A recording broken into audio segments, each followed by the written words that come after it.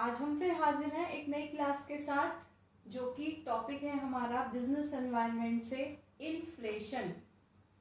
Inflation आपने अधिकतर newspaper में पढ़ा होगा, ये वर्ड सुना होगा, इकोनॉमिक टाइम्स में इसका ज़्यादा यूज़ हुआ है। आखिर इन्फ्लेशन होता क्या है? इसको अगर हम बिजनेस एनवायरनमेंट की डेफिनेशन में समझाएं तो इन्फ्लेशन है when demand of goods and services exceeds their supplies and cannot be satisfied even by imports, leading to rise in price.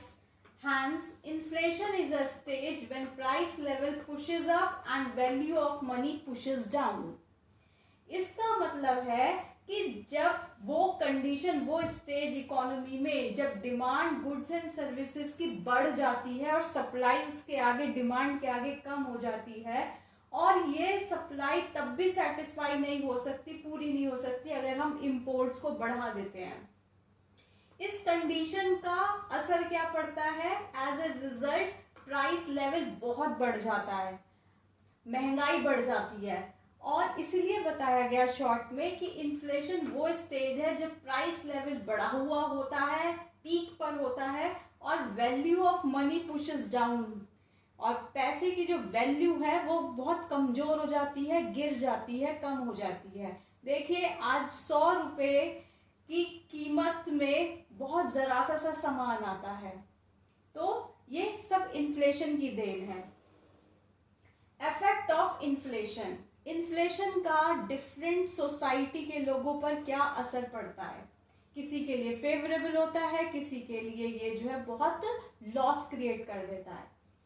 पहला है effect on producer and businessman. अब जो प्रोड्यूसर एंड बिजनेसमैन है उन पे इन्फ्लेशन का क्या फर्क पड़ा? उन पे ये इन्फ्लेशन फेवरेबल सिद्ध हुआ। क्यों? क्योंकि price of their stock goes up, creating positive attitude for investing more and earn high profit. जो प्रोड्यूसर होता है वो इन्फ्लेशन के टाइम में स्टॉक रखने की कोशिश करता है कि ज़्यादा से ज़्यादा स्टॉक रखूं और उस स्टॉक को तब बेचूं जब इसके पैसे मुझे बढ़े हुए मिलेंगे, तो मेरा प्रॉफिट ज़्यादा से ज़्यादा होगा, क्योंकि डिमांड तो ज़्यादा है ही और सप्लाई कम पड़ जाएगी। तो डिमांड ज़्यादा होने से मैं अपनी चीज़ों को महंगा बेचूंगा, तो अभी से ही स्टॉक क्रिएट करना शुरू कर देता हूँ। को महंगा बेचूंगा तो अभी से ही स्टॉक क्रिएट करना शुरू कर देता हूँ। तो वो इन्वेस्ट करता रहता है और इस आशा में कि उसको आगे जो है प्रॉफिट ज्यादा मिलेगा। सेकंड है effect on wage and salary earners. Wage and salary earners पे बहुत बड़ा लॉस होता है इन्फ्लेशन के टाइम पे, क्योंकि उनकी जो सैलरी है या वेज है वो उस प्रपोर्शन में नहीं बढ़ती जिस प्रपोर्शन में महंगाई बढ़ती है। राइज इन प्राइस लेवल तो ज्यादा होता है उस ड्यूरेशन में इन्फ्लेशन के टाइम, और सैलरी उनकी फिक्स्ड है, तो उनकी सैलरी का प्रपोर्शन, महंगाई का प्रपोर्शन इक्वल ना होने की वजह से उनका बजट बिगड़ जाता है। थर्ड है effect on consumer. Effect on consumer क्या है? Purchasing power goes down with increase price level. जब आपके पास खर्चे ज्यादा होंगे, आमदनी आपकी लिमिटेड होगी, तो आपको उस टाइम पे अपनी परचेजिंग पावर कंट्रोल करनी पड़ेगी, कुछ सैक्रिफाइस करना पड़ेगा, अपनी रिक्वायरमेंट को पोस्टपोन करना पड़ेगा कि जो बहुत ज्यादा जरूरी है उसी को खरीदा जाए, उसी में ही पैसा खर्च किया जाए, और बाकी को आप अपने खर्चे पोस्टपोन कर लेते हैं, जिसका नतीजा होता है कि परचेजिंग पावर कम हो जाती है, धीरे धीरे गिर जाती है, और क्योंकि आपका प्राइस लेवल जो है, आपको महंगाई जो है वो बढ़ी हुई दिखाई दे रही है। फोर्थ है effect on distribution. Effect on distribution क्या है कि डिस्ट्रीब्यूशन के संदर्भ में अगर हम बात करें तो इन्फ्लेशन में ये बताया गया है कि इन लोगों का कहना है कि सभी फैक्टर्स के प्राइस एक साथ एक ही प्रपोर्शन में नहीं बढ़ते, तो वो लोग क्या करते हैं, वो बहुत बड़ा प्रॉफिट क्रिएट कर लेते हैं, क्योंकि वो ब्लैक मार्केटिंग करना शुरू कर देते हैं। आज जो चीज जो है, फॉर एग्जाम्पल लॉकडाउन का टाइम चल रहा है, कोरोना बहुत ज्यादा फैल रहा है, एक ऑक्सीजन सिलेंडर की शॉर्टेज हो गई है, तो जो एक ऑक्सीमीटर है, जो बाजार में उसकी कीमत पहले 600 रुपए की थी, आज उसकी कीमत जो है 2000-2500 रुपए के बीच में हो रही है, क्योंकि उसकी ब्लैक मार्केटिंग चल रही है। तो जो केमिस्ट हैं, जो बिजनेसमैन हैं, वो इन्फ्लेशन के टाइम में इस स्टेज में ज़्यादा से ज़्यादा पैसा कमा रहे हैं, स्टॉक बना रहे हैं, क्योंकि ज़्यादा डिमांड होगी तो ज़्यादा महंगे उस प्रोडक्ट को बेच पाएंगे और प्रॉफिट बहुत बड़ा कमा सकते हैं। फिफ्थ है इफेक्ट ऑन इन्वेस्टर्स, जो डिविडेंड होता है। फिफ्थ है इफेक्ट ऑन इन्वेस्टर्स, जो डिविडेंड होता है इक्विटी शेयर्स पे, वो बढ़ जाता है इन्फ्लेशन के टाइम पे with increase in price level. तो जो इक्विटी शेयर होल्डर्स हैं उनको बहुत बड़ा बेनिफिट होता है in regard, in reference to the effect on investors.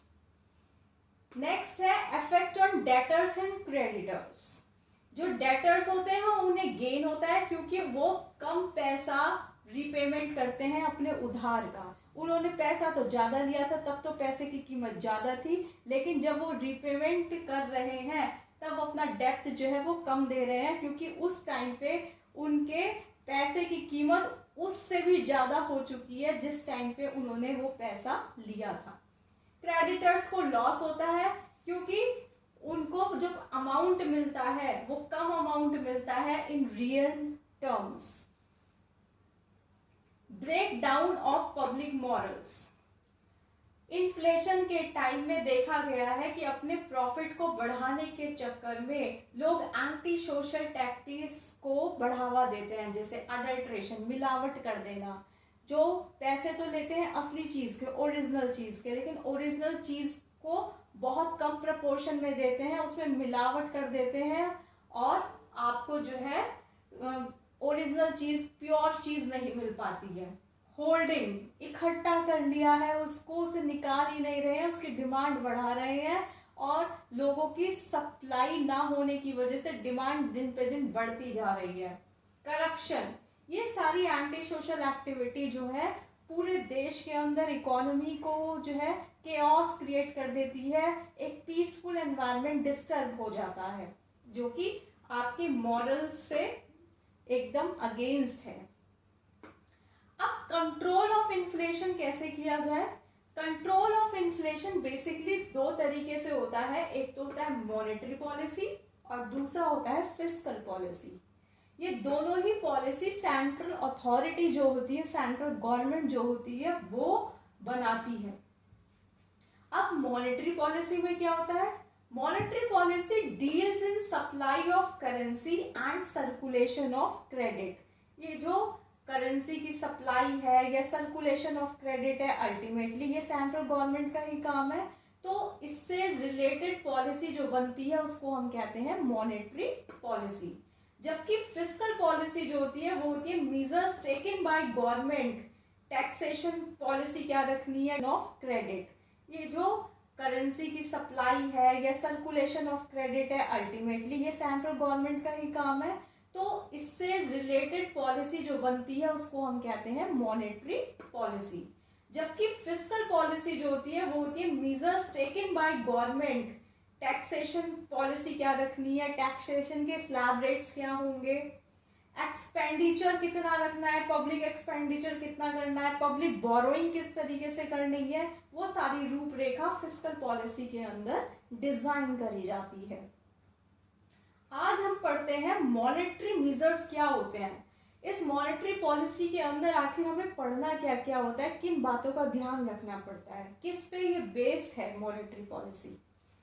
पहला पॉइंट आया इंक्रीजिंग बैंक रेट।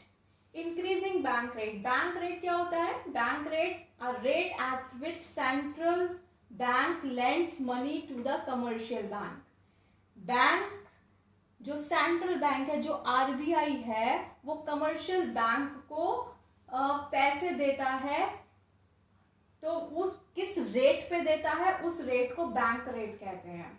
अगर बैंक रेट बढ़ जाता है, इंक्रीज हुई है बैंक रेट में, तो इंटरेस्ट भी कमर्शियल बैंक्स जो हैं वो बढ़ा देते हैं, जिसकी वजह से बोरोइंग, लोन लेना कॉस्टली पड़ जाता है। तो क्या होता है, इसका असर ये हुआ कि it leads to reduce money supply with the public. जब पब्लिक लोन नहीं ले पाएगी, महंगे लोन्स लेना कोई पसंद नहीं करेगा, तो लोन्स नहीं होंगे तो सर्कुलेशन में जो मनी है वो आपका कम हो जाएगा। Second, high cash reserve ratio reduces cash resources of commercial bank. अब कैश रिजर्व क्या होता है, ये एक कंपल्शन है, ये एक रूल है कि सभी बैंक को, कमर्शियल बैंक को रिजर्व बैंक के साथ एक कैश रिजर्व के रूप में रखना चाहिए फॉर कंटिंजेंसी, इमरजेंसीज जो आ जाती हैं, तो वो मेंटेन करके रखना पड़ता है। अगर ये क्या होता है, रिड्यूसेस कैश रिसोर्सेज करता है ऑफ कमर्शियल बैंक। जब high cash reserve ratio government की तरफ से ऑर्डर आएगा तो जो कमर्शियल बैंक के रिसोर्सेज हैं वो कम हो जाएंगी, और bank so discourages them to offer loans and advances. जब कमर्शियल बैंक की कैश रिसोर्सेज कम हो गई हैं तो उनको डिस्करेजमेंट मिलेगा कि वो loans and advances private investment में ज़्यादा नहीं देंगे, उसे डिमिनिश कर देंगे, उसे रिड्यूस कर देंगे। Diminishes cash of commercial bank. Again inflation check करने के लिए गवर्नमेंट ने खुला आवेदन दिया कि आप गवर्नमेंट की सिक्योरिटीज को खरीद भी सकते हैं और बेच भी सकते हैं जिनके पास है। तो कमर्शियल बैंक जो होते हैं उनका कैश रिड्यूस हो जाता है इस पॉलिसी से, और it in return direct credit from unproductive channel towards productive channel, और ये जो है इन्फ्लेशन आपका चेक हो जाता है। नेक्स्ट है selective credit control. Selective credit control के अंदर गवर्नमेंट रूल्स बनाती है कि मुझे किस किस तरीके से पर्टिकुलर कौन सा रूल अपनाना है इस कंडीशन में जिससे कि क्रेडिट कंट्रोल किया जा सके। अब वो कैसे करती है क्रेडिट कंट्रोल, उसका बेस होता है कि direct credit from unproductive channel towards productive channel. जो पैसा सरकार जो है अनप्रोडक्टिव चैनल में खर्च कर रही है, जो बैंक जो है अनप्रोडक्टिव चैनल के लिए लोन्स वगैरह दे रहे हैं, उन पे रोक लगाई जाए और प्रोडक्टिव चैनल में इन्वेस्टमेंट किया जाए। उसको जो है एनकरेज किया जाए कि प्रोडक्टिव चैनल से हमें लॉन्ग रन में क्या फ़ायदा होगा, तो उनको बूस्ट अप करना चाहिए। उसके लिए उन्होंने पहली स्कीम बनाई higher margin requirement. Higher margin requirement में क्या हुआ कि मार्जिनल रिक्वायरमेंट इक्वल्स होती है market value of the asset minus maximum loan value. ये इसका फॉर्मूला चलता है।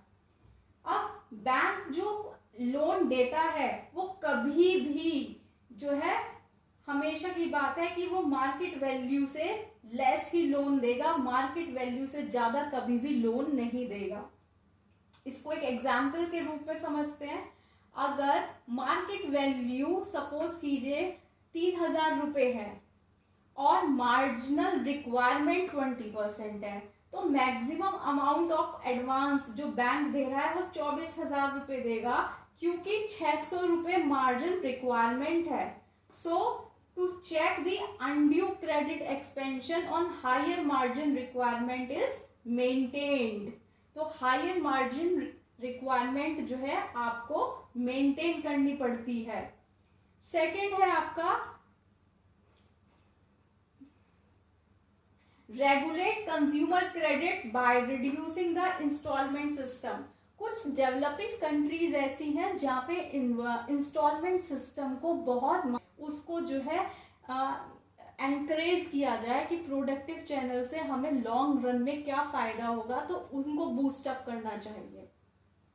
उसके लिए उन्होंने पहली स्कीम बनाई हायर मार्जिन रिक्वायरमेंट।